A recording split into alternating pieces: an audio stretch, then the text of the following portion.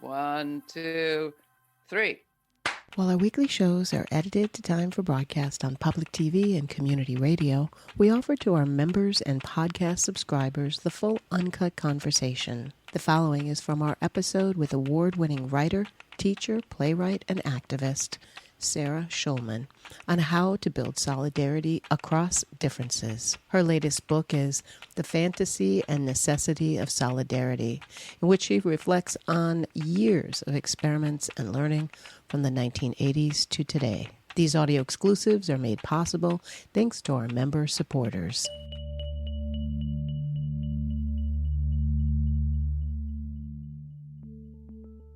If asked, I will say that what distinguishes independent media from the commercial sort is that while commercial media's job is to deliver the audience's attention to advertisers, ours is to deliver the public to each other. At the end of the day, that's what I would say we are doing here, introducing people to one another. And in her own way, that is what today's guest has been doing throughout her long career as a writer, teacher, playwright, and activist.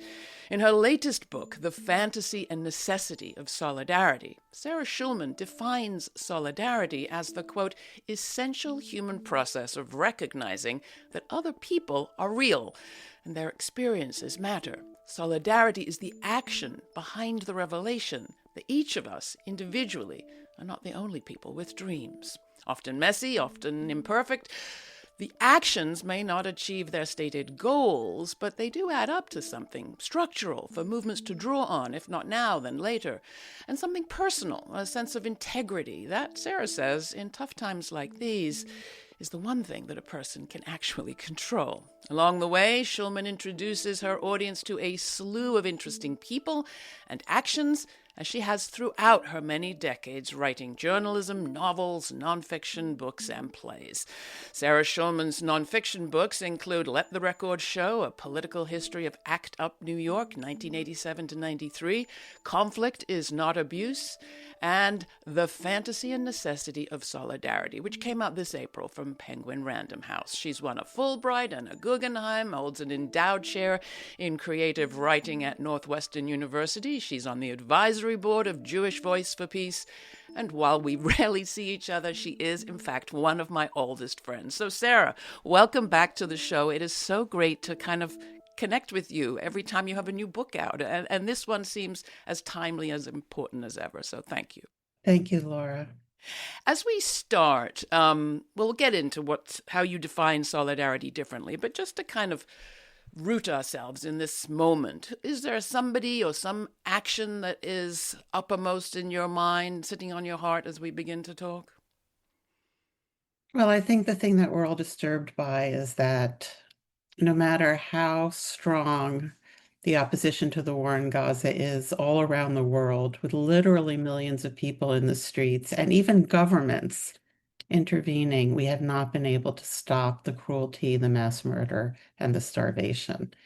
We're nowhere near that tipping point. And that's, I think, the thing that's really on everyone's heart right now. You have a striking statistic in the book comparing the number of AIDS deaths in the first 5 years to the number of people killed in just the first few months, I think, of the war on Gaza. Was that the first year, the first 12 months, something like that? Yes, yes. Chilling.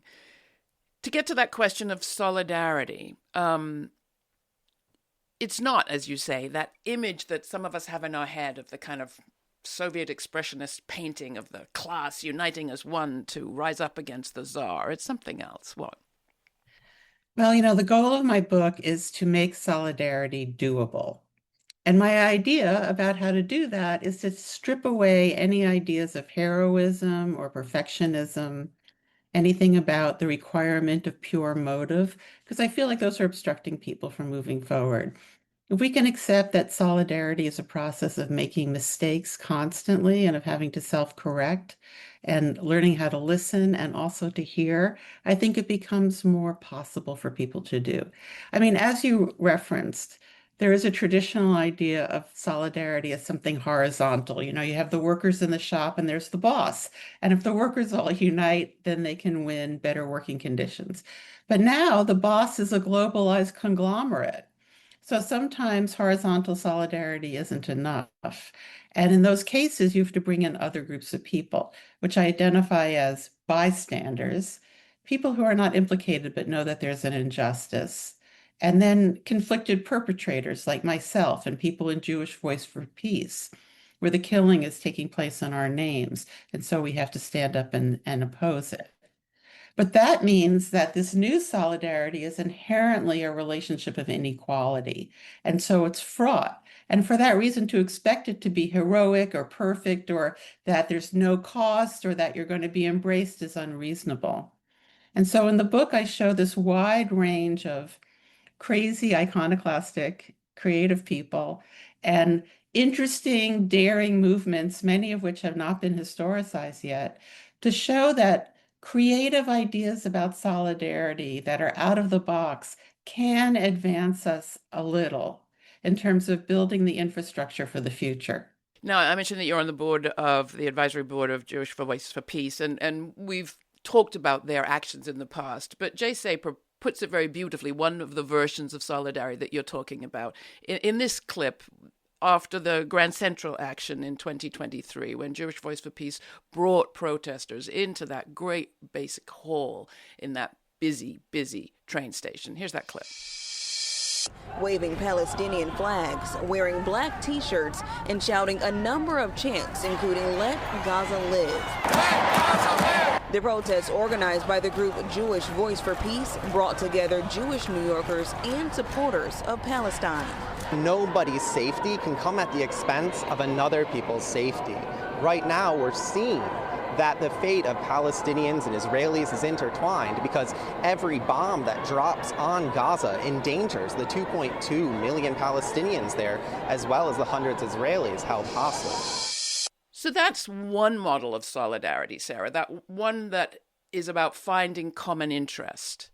That, I think, is exactly that question of inequality versus equality that you're getting at. Like, if you're claiming a common interest that's not necessarily the same, it's tricky. So how do you operate in that kind of messy, imperfect environment? Well, one of the great things about that action at Grand Central is that it's based on a famous action by ACT UP, the AIDS Coalition to Unleash Power, during the first Gulf War when we occupied Grand Central Station.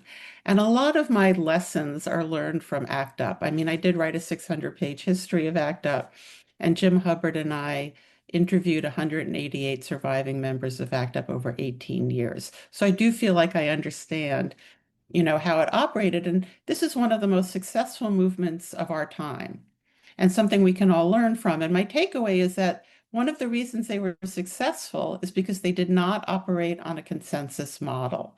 And this is so important for where we are today. In ACT UP, there was a one-line statement of unity, direct action to end the AIDS crisis. And basically, if you had an idea that was that, you could do it. But let's say you had an idea and I thought it was terrible. I would yell and scream at you because ACT UP. But in the end, I wouldn't try to stop you from doing it. I just wouldn't do it. And then I would get my 5 people to do my idea. And this simultaneity of response is radical democracy. Radical democracy is the acceptance of difference with a bottom line. And that allows people to respond from where they're at. Movements that try to force everybody into one analysis or one strategy have all failed historically, and there's no exceptions to that. Basically, because people are different, and that's so hard to understand. And I've been in therapy for 40 years trying to accept that people are different, but people can only be where they're at. So leadership, and we learn this from the ACT UP example, that helps people be effective from where they're at is real leadership, and that's how you have a paradigm shift. All right, but we've got now 2 models of solidarity, it seems to me. One is that old model of we're all in one single class, and you just have to organize all the class, and we're clear who our opposition is. The other is that we need to find our kind of common interest and find what actions suit us. I remember once I had a fantastic mentor who decided that the way to integrate me as a journalist to invest in me was to bring me all over the world, to take me to as many places as she possibly could, give me some sort of, appearance of a job and take me to Latin America and Central America. And she very clearly distinguished between the sort of solidarity that was, oh, those poor people, let me help them, and the sort of solidarity which was, this is the we that I occupy as a big we, and we are all in it. Right, but we're not all the same. And that's what so that's why I'm addressing the inherent inequality in the contemporary structure. There is something else, though, that you're getting at in this book, it seems to me, and that is that question of connection to humans and what it does to us as individuals, that building of integrity. So I want to get to that, but you've just talked about ACT UP, and the other piece of it that you lay out so importantly in the book is that actions may not accomplish their goal, as I said at the top, but they do lay some kind of infrastructure. And I've thought that a lot as I've watched the uprising around Gaza. Who would have known that uprising could actually happen so quickly with so much diversity, such clarity, when it seems like just years ago you could hardly even talk about the actions of the government of Israel without being attacked. And in fact, those conversations rarely happened. Well, so, the movement that we're talking about, the Palestine Solidarity Movement, some of the key organizations that are still at play, like Students for Justice in Palestine or Jewish Voice for Peace, these are 30-year-old organizations. Over decades, people have written books, built a strategy, boycott, divestment, sanctions. That's the strategy of our movement, one of the strategies. And we have concepts like pinkwashing. I mean, so much infrastructure has been built that when students have erupted in this country, they have a movement that's coherent. And the student milieu, in my view, is the most moral, ethical milieu in American society today. It's the people who are leading the rebellion against the corruption. And it's amazing to watch. On my campus, Northwestern University, I'm the faculty advisor to Jewish Voice for Peace.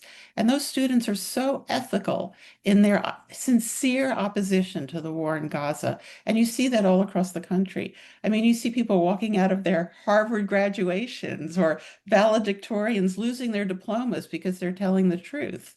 And that's where our inspiration is. But they have this infrastructure already in place that they could rely on. So they have the infrastructure, they have the gut reaction to a very immoral thing that is happening in their name and potentially with resources that they have some control over. But this isn't, oh, those poor people over there. I once wrote a commentary about solidarity and said I was actually against it because I don't believe in sort of allyship. I believe that we're all in this boat together to one degree or another. And your book has been challenging me to rethink that because I think you're thinking about solidarity in a different way. And tell me if I'm wrong, but the difference, it seems to me, is that you are getting to that question of connection, integrity, and really what it is to have a life. I say if there's any organization you can tolerate, join it. Whether it's your block association, Jewish Voice for Peace, the Working Families Party, whatever. And if you hate everybody, find two friends you can meet with once a week and read the newspaper. Because between COVID and the internet, these personal relationships in real life that are the building blocks of community, of resistance, and of activism are so in tatters right now. And we need to reconnect. But I also think the main principle of this new solidarity is that we don't have to agree. Because, if you're from Salvador, you don't want to be kidnapped. And if you're a Harvard professor, you don't want your students to be arrested and you don't want to lose your research. And there is a little overlap between those two groups, but not a lot. So they have different worldviews, different life circumstances, but they have exactly the same forces that are oppressing them. So to ask these every community in this country is under attack. So to ask people to agree on everything is completely impossible. And that's what we have to get away from. Working with people when you agree and walking away when you don't. There's a really interesting document from the BDS movement in Palestine that I reproduced in the book, and it's called Strategic Radicalism. And they're calling for two very basic things that really work for everybody. One is make demands that are winnable. The demand for divestment is the primary demand on campuses around the country, and divestment is winnable. You know this yourself because you were involved in the anti-apartheid movement on the evil Columbia University campus, and that movement was successful. So we know these institutions can divest. And the second thing they say is don't factionalize. The days of micro-critique because some other faction is doing something different from you is so counterproductive.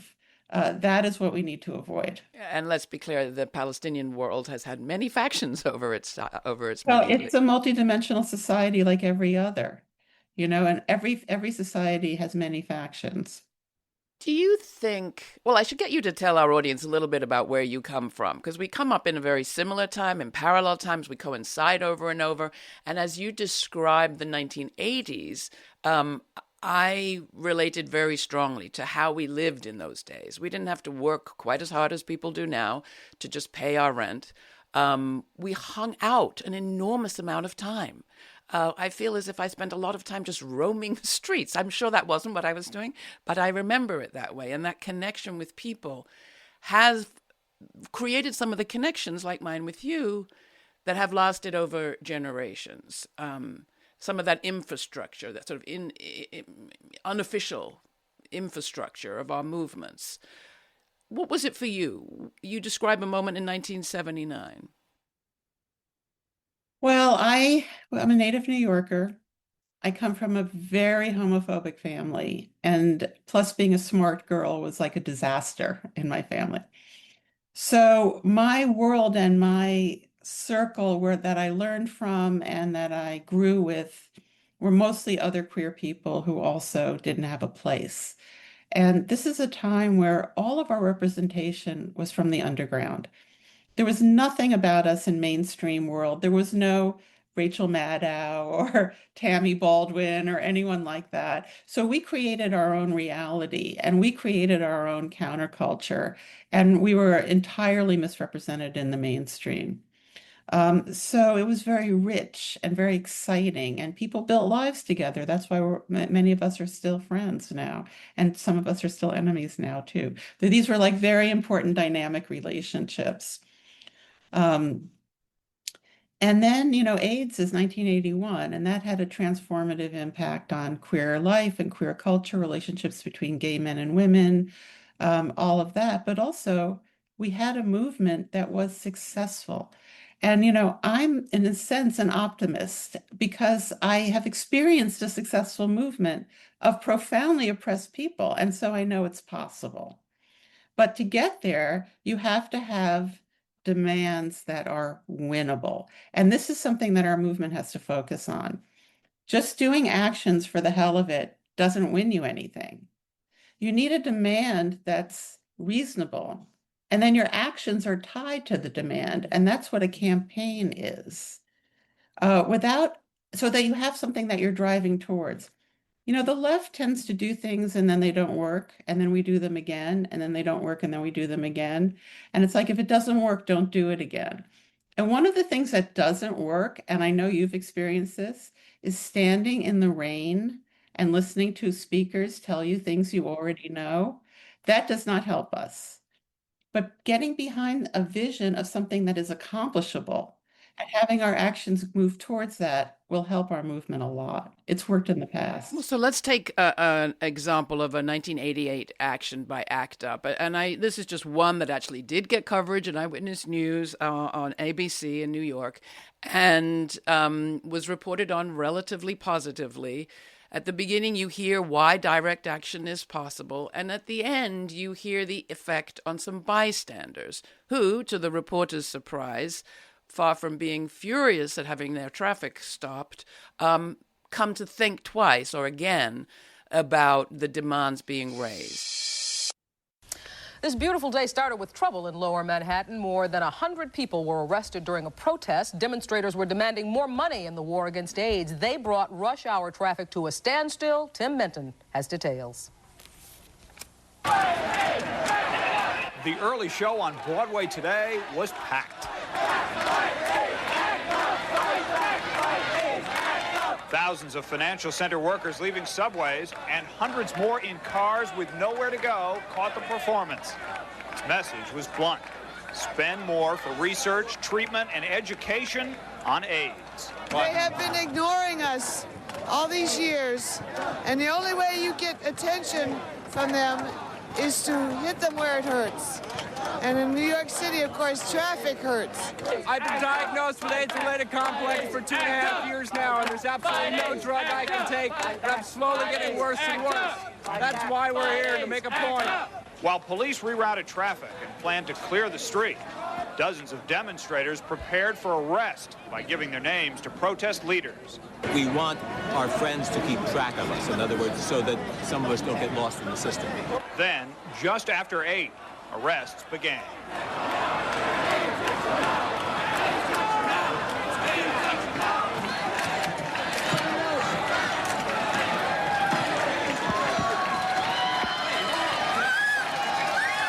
Police have been prepared for waves of protesters, and that's exactly what happened. As fast as they could take one group off the streets, another group sat down, and Broadway was blocked for more than an hour. While the demonstration and arrests were orchestrated, there was a surprise. Most drivers caught in the tie-up didn't blow a gasket.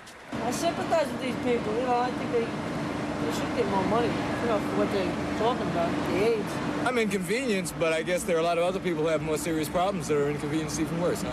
When it was over, 105 AIDS demonstrators took their curtain calls in police buses on the way to jail.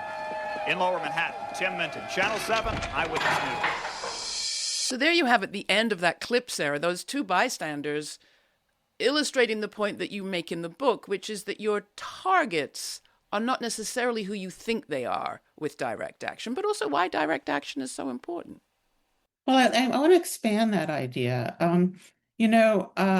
I spend a lot of time talking to Zionists, and I think a lot of people who are anti-Zionist Jews do that, and certainly in every Jewish family that is a discussion. And sometimes it gets very frustrating because you feel like you're not going anywhere. But I found that when you make those conversations take place in public, to refer back to the question of bystanders, it's much more beneficial because you're not trying to convince the other person. It's a theater of ideas for the audience, for people who might be confused, who want to really understand and can watch the values play out. Because when I debate with Zionists, ultimately what gets revealed is that they believe in a society where people have different rights based on their religion. And I do not believe in that. And when that surfaces beyond all of the emotional accusations and such, it becomes much clearer for people who are listening. But where are we having those conversations in public? Well, I mean, they're taking place all over the place. But as I said, a lot of them are taking place in people's families because American families the dinner table has become a place of contention about Trump, about Israel, about higher education, because we are a divided country, and that takes place within family as well. But I would say every public sphere right now is a place of debate.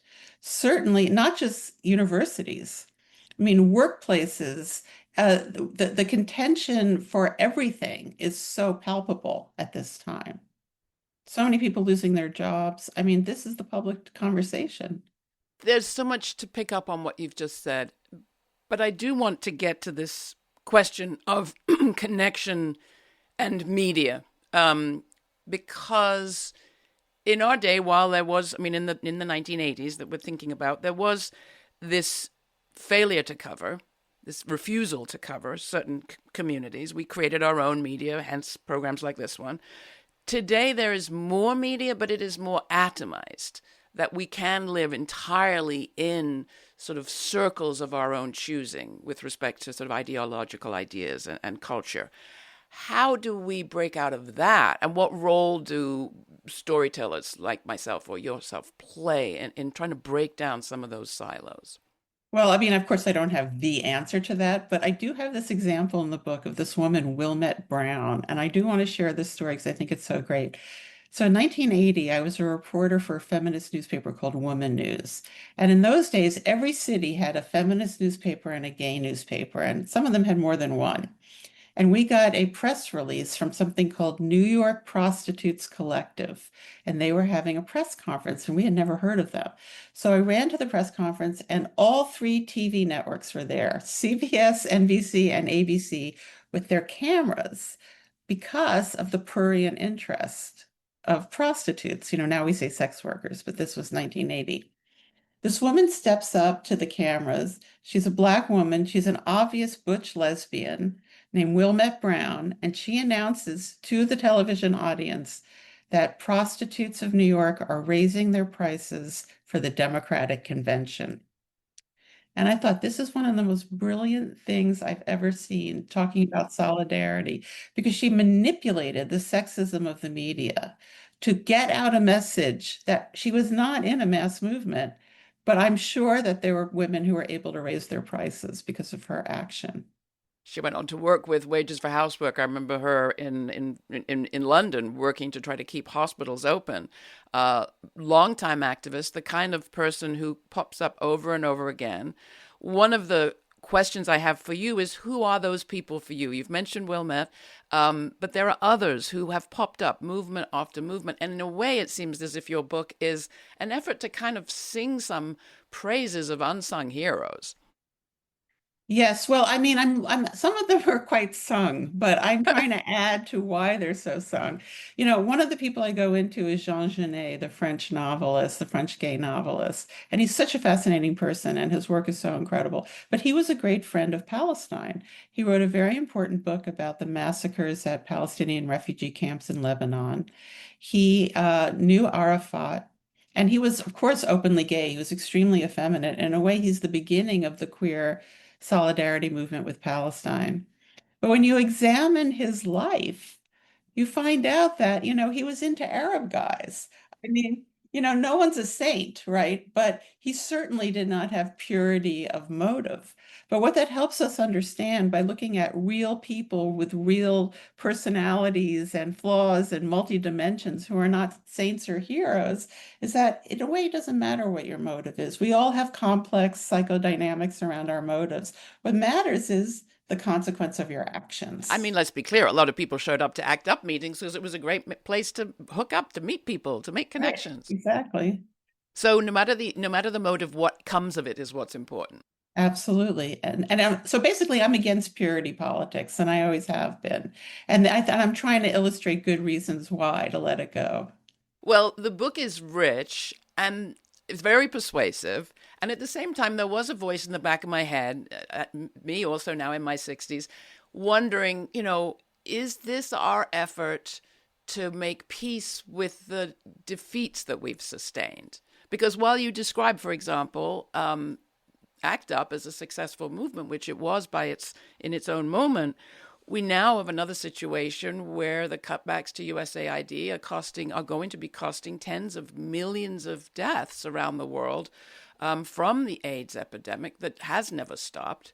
We have not been able to stop the Israeli assault on Gaza, even with the support that you describe. We've elected an administration that is going to bring hell down on communities that we care about and on our ability to function, such as I don't think we've even seen in our lifetimes. So how well did we do, really? Well, that's not how you evaluate it. I mean, right now we're in the middle of a cataclysm of fascism, and there's no quick fix. And we have to understand that. The idea that you can go in and just fix it is a supremacy concept, but what makes people afraid in this moment is that there is a cost to solidarity. It's not this scot-free thing that our privilege is going to protect us from.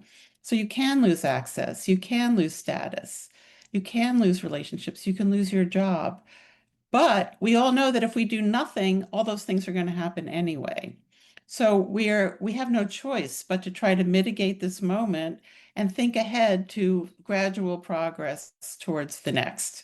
You also win things. I mean, they had a guest on our show recently, one of the participants in the Columbia encampments, who said, he was moved by the students that are today, a year later, threatening, being willing to risk their futures. And I was thinking, well, no, they're just choosing perhaps a different future.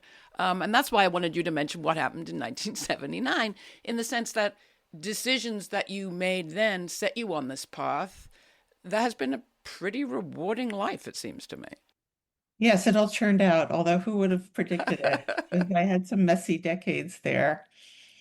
Is there something specific about 1975? Well, I was that thinking of what got you thrown out of college is what I was thinking. Did I have the year Oh, wrong? oh, that's correct. I dropped out of school because I was arrested. But that was a great moment in my life, because all these institutions are just hierarchies, pompous hierarchies that keep people down. These highfalutin schools that people are so glad that they get into.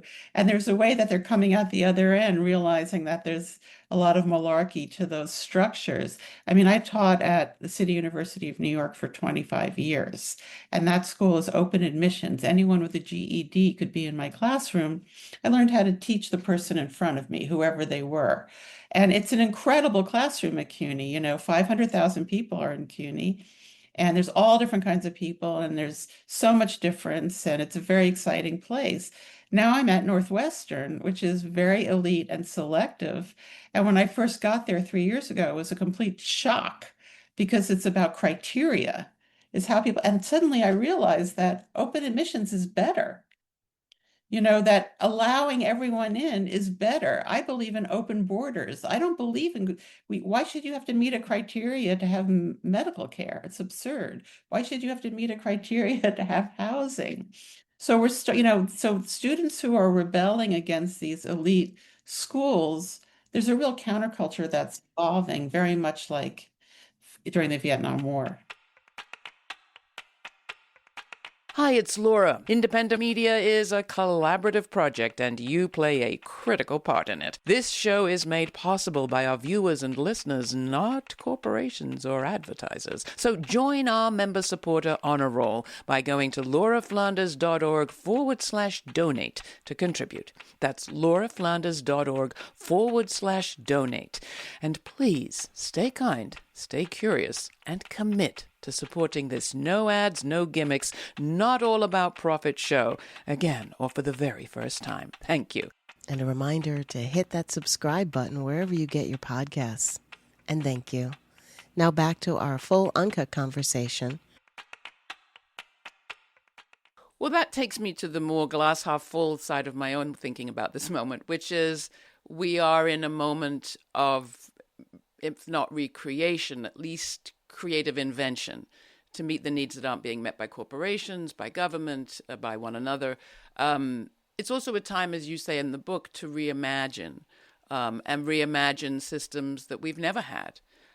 I don't know what the timeline is on achieving them, but that's where the creativity, it seems to me, comes in. Well, a lot of these institutions that are being torn down in very brutal ways that are very destructive to individuals and to society at large, these were never good institutions in the first place. They were unjust and they were dysfunctional. Things like the FBI, healthcare delivery, the NEA, which was totally inadequate, private universities, all of these things. So we're not lamenting, we don't want to return to these unjust structures. So we do have, as you say, an incredible opportunity right now to try to articulate what it is we do want. Where do we want to go? And that's a very exciting moment. In the current book, the role of creativity comes up over and over again in the context you've just described, but also in the artists that you mention. And one person that I think of is Alice Neel, the single mother, painter, kind of countercultural character who never really got her due, but whose voice is captured in this wonderful documentary by her grandson. She died in 2007. Here's a clip. Whether I'm painting or not, I have this overweening interest in humanity. Even if I'm not working, I'm still analyzing people. She used to say that her nerves were at the ends of her fingers. They were raw and exposed. I go so out of myself and into them that after they leave, I sometimes feel like an untenanted house. She was, to a certain extent, committing artistic suicide. She was saying goodbye to the scene. It's like you're broadcasting and nobody's picking up the signal. I did my best to have everything. Choices are difficult. In there, it's so moving to me how Alice Neel talks about what motivates her painting, even if it's not going to make her money, even if it's not going to gain her great fortune. That's what you pick up in the book, too. Is it just inbuilt, do you think? Or is it a function of social factors? I really related to a lot about her, and it is characterological in a certain way. I mean, she did have a communist background. She came from that generation in the 30s that were very class-oriented. She was quite poor as an adult, so she had real politics. But her paintings, she painted people of color. She was a white woman who painted portraits of people of color, and it wasn't ideological. It was because it was her neighbors in East Harlem. It was her Puerto Rican partner's family, was people that she was connected to. And she also painted a lot of gay men. And for years, people theorized that the reason she painted all these people who were not represented necessarily was because she had this humanist, inclusive politic. But actually, when you analyze, and this is something that I'm doing like similarly to Genet, you realize that the gay men she's painted were men with quite a bit of power in the art world. And so her impulse towards them was very different than her impulse towards her neighbors and family members. So, even in a case like that, I mean, as with everybody, I'm just trying to show that the motives are complex. Often they come from wounds. I know in my own case, I think they do too. And then you try to turn them into something that's material and productive and that builds relationships with other human beings. And then I think there's a success that's achieved. How did you unpack your own identities over the years? We've talked about some of them on this program, but there are clear junctures where you are required to kind of shift your self-definition, your self-image. Well, I was born in 1958, which is 13 years after the end of the Holocaust, which is not a lot. And I come from a Holocaust family. My grandmother, who I grew up with, had 2 brothers and 2 sisters who were exterminated. And my grandfather's sister was murdered at Baba Yar. Okay, so I knew about the Holocaust since the day I was born. And, my family emphasized the issue of bystanders, that people stood by who knew what was occurring and allowed this to occur. But then my own family was also extremely homophobic and also sexist, to the point that I would say was pathological. And this went counter to the values that they had taught me. So I had a huge contradiction there that I had to grapple with. And as I went through my life, I mean, I really was been out of my family since I was about 16. I didn't have that kind of mythology about family, that kind of loyalty to the family system that Zionism, for example, is based on. I mean, you're supposed to privilege people because you're biologically connected to them. And I didn't have that. So in a way, I was in a position where I could hear more at an earlier date than I was prepped for. And similarly, going through AIDS, I was an AIDS, I mean, the virus that came to be known as AIDS was identified in 1981, and I became an AIDS reporter in like 82 or 83. So by the time I joined ACT UP in 87, I'd already been writing about AIDS for about 5 years. So, going through this experience, not only a mass death experience, which is a phrase, but AIDS itself, as you know, was a horrible, horrible disease. And you're watching young people suffer terribly. And especially when you're in a movement like ACT UP, you're surrounded by dying people. It's very intense. And there's a sense of abandonment there. And then when I confronted the Israeli occupation of Palestine, something resonated for me emotionally with between that and the AIDS experience, because what I felt that was similar was that people who were endangered were being falsely depicted as dangerous. And people who actually needed protection were being falsely positioned as a threat. And this dichotomy later led to this book I wrote called Conflict is Not Abuse, about how perpetrators position themselves as victims to hide behind changing their self-concept and taking responsibility for their actions, and how that exists in the immediate relationship between people who know friends, cliques, family members, and then you can extrapolate it to nations. I mean, Trump is the expert at this, right? That he's always the victim while he's destroying so many people's lives. So I think that came from these very early experiences. Now, you had to unpack some attitudes that you had had towards Israel, for example, and we talked about that on this program. And that's another thing that you emphasize in this book, is that people don't come into this work without changing in some ways. Right. And being willing to change, I think, is at the root of being willing to expose yourself to challenging people, challenging contexts, and your own feelings.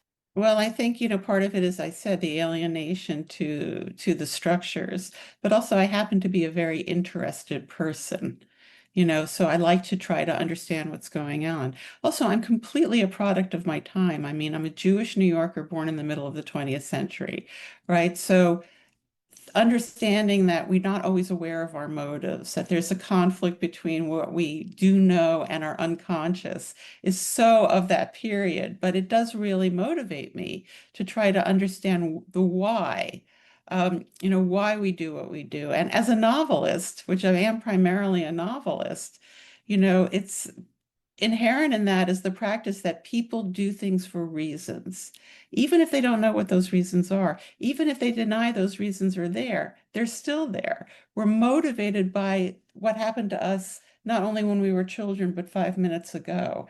And so, like, the narrative arc of a novel, in a way, is the propulsion of a person through all these consequential experiences. And then, of course, novels are based on the idea that other people are real, because if you can only write a character based on yourself, you should be a poet. So let's apply that to this moment. I mean, there are lots of reasons why people voted for Donald Trump, and we can spend a lot of time trying to understand them. But we also have to address the tragedy that is unfolding in front of our eyes as a result of that. So what's your advice to people who are like, oh my goodness, I have to go and understand all of my neighbors who voted for Trump? I really just need to make sure that my other neighbors aren't taken away by ICE tomorrow to a Salvadoran prison. Well, people are actually in very wide range of communities, so wide range that it's actually unpredictable. People are actually doing things like confronting ICE, confronting their Republican Congresspeople. People are very upset because everything that's happening is affecting huge numbers of people in this country. I mean, I don't know how they thought they were going to get away with damaging people's, medical care, their Social Security, things that are inherent in our organic comprehension of ourselves and our futures. And, the Democrats really screwed up, and the war in Gaza is on Joe Biden. But there are decent people in the Democratic Party also, and we can't just, one of the things I love about Jewish Voice for Peace is they have this multidimensional approach. They have this thing called JVP Action, run by a brilliant organizer named Beth Miller, who does electoral work for the very few people who really have a freedom vision. And that's juxtaposed with boycott, divestment, sanctions, the idea of boycotting Israel and fighting for divestment.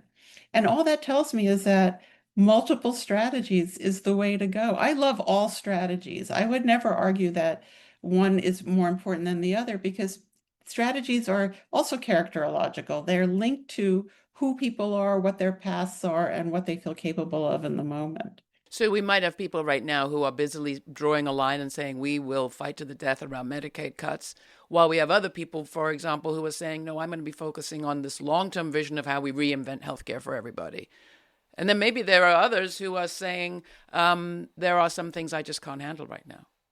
Well, that's why, I go back to the BDS movement's plea, don't factionalize. I mean, factionalizing has destroyed the left so many times historically. And if you don't like what the other people are doing, just don't do it. That was I remember a great slogan at an abortion rights rally once that was, if you don't want to have an abortion, don't have one. Exactly. Coming back to the very beginning where we started, why solidarity in this moment? Why did you decide to write a book about solidarity? And what is distinguishing your understanding of solidarity from those that abound in history up to now? Well, I really felt that it had become very precious It had a lot of rhetoric around it, and it was equated with perfectionism. And that if you ever said something that somebody else thought was wrong, then all of your good work was discredited. And, it was also depressing to be over criticized. On the other hand, we have to be self-critical. It can never be that just whatever we want to do is fine. And part of being a person is learning how to question yourself and reconstruct your self-concept. So I thought that all of that would be helpful, in reimagining a way of making solidarity more doable. Have you had to reimagine your self-concept in the course of your life as an A activist? million times. I mean, getting involved with Palestine was a huge thing for me. I mean, what happened was I had written a book about homophobia in the family. And I was invited, this is like 2009, I was invited to Tel Aviv University to give a talk on the book. And I had a homophobic Jewish family and I wanted to go. And then a Jewish Turkish colleague of mine was like, you can't go, there's a boycott. And I'm like, what boycott? Because the boycott had been started in society in 2005. So this was 4 years later and it hadn't reached me. So my colleague was like, well, find out about it. So I thought, okay, I'll find out about it. So I emailed Judith Butler. Now, this is why people should answer every email, because Judith Butler wrote me back in 3 hours and sent me all these links and articles and things. And by the time I read everything that they had sent me, I was like, I can't go. There's a boycott. So I said publicly why I wasn't going to go. And then suddenly I received this email from someone named Omar Barghouti in Ramallah, West Bank. And I found out that he was one of the founders of the BDS movement because he had been at Columbia when you were there. That's right. During the anti-apartheid movement. And he saw how that had worked. And he was like, Professor Schulman, thank you for taking this principled stance. And I thought, uh-oh, I don't know what he thinks about gay people. So through a whole labyrinth of people, I got in touch with 2 queer Palestinian organizations, Al-Qaus, who at that time had a number of branches in the West Bank, and Aswat, which was Queer Palestinian Women. And they said, come on your own dime, read at anti-occupation venues, and come meet with us in Ramallah and also meet with Omar. So I arrived and I didn't know what I was doing. I just went on instinct. I made so many mistakes, it was unreal. I read at an anarchist vegan cafe as I was instructed, and then a bunch of anarchists drove me to this Palestinian village called Be'eline, and this is when they were building the wall. And they were having demonstrations every Friday. And I was in this demonstration, and then suddenly the Israeli soldiers come. And I look at them, and they look exactly like me, of course, because if my grandparents hadn't gotten visas, that would have been me. And I'm sort of staring at them, and then they shoot tear gas at us. And the Palestinians take a cut onion out of their pockets and hold it to their noses to override the tear gas. And suddenly, like, my head spun like I was in The Exorcist. And this whole concept of who is we completely changed for the rest of my life. And I went to Ramallah and I met the queer Palestinians and I met Omar, and then I made my big mistake. And I said, Omar, what should I do? And he said, you're creative, you'll think of something. And that was when I started to learn, it took me years to figure this out, that it's not their job to tell me my strategy. I have to build it for myself based on my own concept, my own context. And part of that strategy turned out to be coming on what was then GRITtv, a previous iteration of this program with Omar, yes. and talking about exactly this. It was on your show where he made his public statement supporting gay rights, and that was part of his vision for Palestine. That's right. Which turned around a lot of heads in this country about who were the forces in Palestine to be aligned with. Exactly. So as we draw to a close, Sarah, I have to say the closing passages of your book are so beautiful. I'm inclined to ask you to read them, but because you might not have the book handy, I don't know if you do, I will just quote. You say, there's a kind of happiness that comes from trying to be a consistent person, and sometimes that's the only obtainable goal, to try. After all, there is a pleasure in thinking for yourself that, once it finds its home, becomes rejuvenating, fascinating, and life-giving. No power structure is stagnant. Healing takes place in relationship, and that is personal and also social. New approaches, understanding, and conversations are needed now and will always be needed. Solidarity is our way of life. As you think about this moment and what we need, what stands out? And are you finding what you need today? As we're not winning right now, but we do have a vision. And I think my goal for myself is to be internally coherent, which I feel that I am. Internally, just for people that are listening carefully, not eternally. No, internally coherent. And as you opened this conversation with, the only thing we can control is our own integrity. So expand it. We often ask people at the end of these episodes, what is the story the future will tell of now? And I think that connects to what you just said. When you say integrity, what do you mean? And to the person at home thinking, well, I don't know how to implement any of these grand ideals. I don't even know if I have integrity. I have to work. My partner is a slavery scholar, Leslie Harris. She's a historian of U.S. slavery. And she's been very involved with this group of faculty at Northwestern who are incredible organizers and doing teach-ins and confronting the Board of Trustees and all of this. And she gave a speech where she said, if you've ever asked yourself what you would have done during slavery and the radical abolition movement, it's what you're doing now. If you ever asked yourself what you would have done during the Holocaust, it's what you're doing now. And that's a great marker. Sarah Schulman, thank you so much. The most recent book is The Fantasy and Necessity of Solidarity. It's out now. Thank you. Thanks for taking the time to listen to the full conversation with award-winning writer, teacher, playwright, and activist Sarah Schulman on how to build solidarity across differences. These audio exclusives are made possible thanks to our member supporters. Please join our members now by making a one-time donation or by making it monthly. Go to patreon.com/Laura Flanders and Friends. That's also where you'll find more information on this conversation in the episode notes. That's patreon.com/Laura Flanders and Friends. And thanks again to all our member supporters.